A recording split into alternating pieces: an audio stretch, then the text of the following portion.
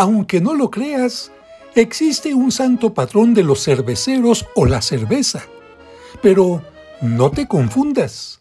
No es patrono de la embriaguez o los borrachos porque eso no tiene nada de santidad. Veamos entonces por qué este santo se convirtió en patrono de esto. Durante cierta época, la gente utilizaba los ríos como basureros e incluso lanzaba a ellos cadáveres de personas o animales, por lo que tomar agua de los ríos llegaba a ocasionar la muerte. Por esta razón, San Arnulfo o Arnoldo, que nació en Austria en una familia acomodada y en el año 612 llegó a ser obispo de Metz, para prevenir enfermedades y la peste, predicaba sobre el peligro de tomar agua en aquella época y en su lugar recomendaba tomar cerveza porque en aquella región se elaboraba con mucha facilidad. En el año 627, San Arnulfo se retiró a un monasterio cerca de Remiremont, Francia. Ahí murió en el año 640. Un año más tarde, los ciudadanos de Metz pidieron que su cuerpo fuera exhumado y llevado a su ciudad de Metz para enterrarlo en su iglesia local, en la cual solía predicar las virtudes de la cerveza. Cuenta la tradición que durante el viaje largo y agotador, los fieles se detuvieron para comprar cerveza, pero quedaba muy poca. Algunos dicen que solo un tarro que tenían que compartir, y sin embargo, la cerveza alcanzó para satisfacer la sed de todos. A esto se le conoce como el milagro de la cerveza, y es la razón por la que se considera a San Arnulfo el santo patrono de los cerveceros y la cerveza.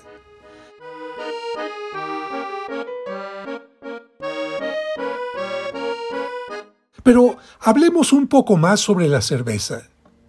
Según los estudiosos, esta bebida fue desarrollada por los antiguos pueblos elamitas, egipcios y sumerios.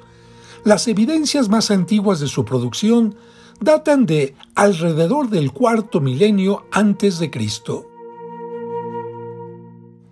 Algunos ubican su aparición conjuntamente con la del pan, entre el 10.000 y el 6.000 antes de Cristo, ya que tiene una preparación semejante agregando más o menos agua, pero afirman que en aquel tiempo la cerveza era mucho más densa. En su etapa más antigua, en Europa, Asia y Egipto, comenzó a fabricarse con cebada y trigo, pero en el Oriente se utilizó arroz y también bambú. En realidad, eran vinos de cebada o cosas semejantes, pero no la actual cerveza. Poco a poco, se dejó el trigo para elaborar el pan y la cebada para elaborar la cerveza como alimento, porque era más fácil hacer mucha cerveza con un poco de grano que mucho pan con la misma cantidad de grano.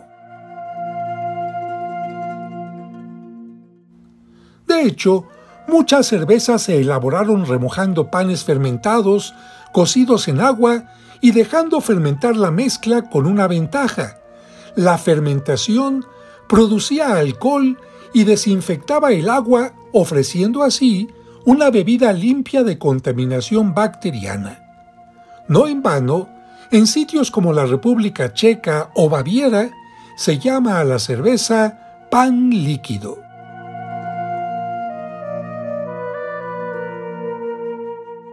Con el paso de los siglos, sobre todo a partir de los romanos, la zona del Mediterráneo se consolidó como una zona básicamente vinícola, en la que el vino se producía con uva, mientras que el vino de cebada se producía más en el norte y centro de Europa, adquiriendo hasta el siglo XIII la fórmula de la actual cerveza, que se caracteriza por la presencia del lúpulo, planta trepadora originaria de Japón, cuyas flores hembras le dan aroma, amargor y favorecen su conservación.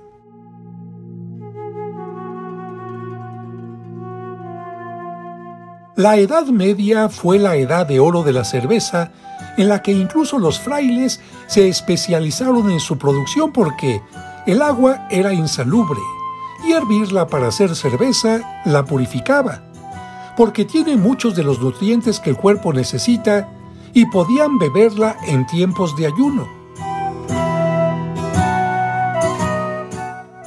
Hay monasterios en que los monjes solo consumen cerveza de muy baja gradación durante los viernes y la Semana Santa.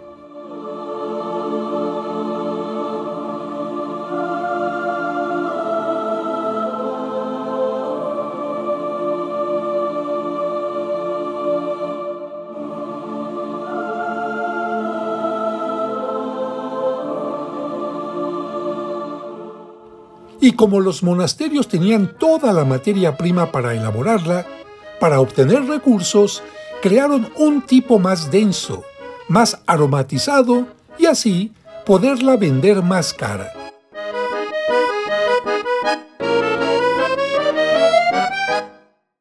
De hecho, los cistercienses elaboran algunas de las mejores cervezas del mundo y tienen sello de autenticidad. Aunque se puede decir que la cerveza propiamente dicha aparece en Europa en el siglo XIII, fue en 1516 cuando el duque Guillermo IV de Baviera redactó la primera ley que fijaba qué se entendía por cerveza. Esta ley establecía que solamente podía utilizarse agua, malta de cebada y lúpulo para elaborarla. Los cerveceros ingleses tardaron mucho en aceptar el uso del lúpulo, por lo que se llamó ale a la cerveza sin lúpulo y beer a la cerveza con lúpulo. Pero la cerveza tenía un problema: no se podía conservar y con el calor perdía toda su fuerza, hasta que surgió la lager, llamada así porque, por su baja fermentación y a temperatura baja, iba fermentando lentamente mientras estaba almacenada. Como actualmente todas las cervezas, incluso las de alta fermentación, ya son almacenables y tienen una fecha de caducidad que alcanza unos 3 años, la palabra lager pasó a significar de fermentación baja. Se reconoce que la cerveza es saludable porque es hidratante por su contenido en agua, diurética por su contenido en potasio, antioxidante por su contenido en vitaminas, cardiovascular por su contenido en vitamina B6, preventiva de enfermedades óseas por su contenido en lúpulo y minerales, regenerante celular por su contenido en ácido fólico. Sin embargo, tenemos que pedirle a San Arnulfo o Arnoldo que nunca sea consumida por los niños y que siempre sea consumida con moderación. ¿No lo crees?